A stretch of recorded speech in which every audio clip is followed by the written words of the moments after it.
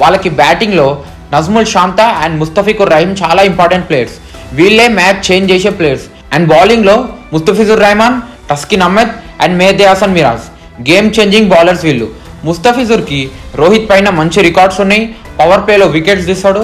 And Virat కోహ్లీకి Mehidy Hasan Miraz threat అయ్యే chance ఉంది మిడిల్ ఆర్డర్స్లో. So next both the teams probable playing 11 తెలుసుకుందాం. ఫస్ట్ ఇండియా టీం చూస్తే ఓపెనర్స్గా Rohit Sharma, Shubman Gill captain and vice captain.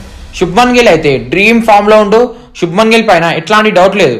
Next Rohit చూస్తే రోహిత్కి బంగ్లాదేశ్ పైన మంచి రికార్డ్స్ ఉన్నాయి. ఈ మ్యాచ్ పక్కా రోహిత్ ఆడతాడు అనుకుంటున్నాను నేనైతే. నెక్స్ట్ నెంబర్ 3లో విరాట్ కోహ్లీ. కోహ్లీకి బంగ్లాదేశ్ పైన సూపర్ స్టాట్స్ ఉన్నాయి. 68.9 యావరేజ్ ఉంది. చాలా మంచి రికార్డ్స్ ఉన్నాయి. రీసెంట్గానే ఇంగ్లాండ్తోని హాఫ్ సెంచరీ చేసి ఫామ్లోకి వచ్చిండు. రేపు ఫుల్ ఫామ్లోకి రావాలని కోరుకుందాం. నెక్స్ట్ నంబర్ 4లో శ్రేయస్ అయ్యర్. అయ్యర్ కూడా సబ్లైమ్ ఫామ్లో ఆడుతుండు. మిడిల్లో వస్తూ స్పిన్నర్స్ని డిస్ట్రాయ్ చేస్తాడు.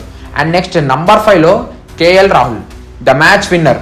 ఈ మ్యాచ్లో రాహుల్ నంబర్ 5లోనే రావాలి. ఎందుకంటే రాహుల్కి నంబర్ 5లో మంచి రికార్డ్స్ ఉన్నాయి. 60.5 యావరేజ్ ఉంది. ఈ లెఫ్ట్ అండ్ రైట్ కాంబినేషన్ వల్ల రాహుల్ బ్యాటింగ్ ఆర్డర్ని ఖరాబ్ చేయొద్దు. అండ్ నెక్స్ట్ నంబర్ 6లో Hardik Pandya, our most valuable asset. Hardik మనకి చాలా ఇంపార్టెంట్ ప్లేయర్, బౌలింగ్లో కానీ బ్యాటింగ్లో కానీ గేమ్ చేంజర్. And next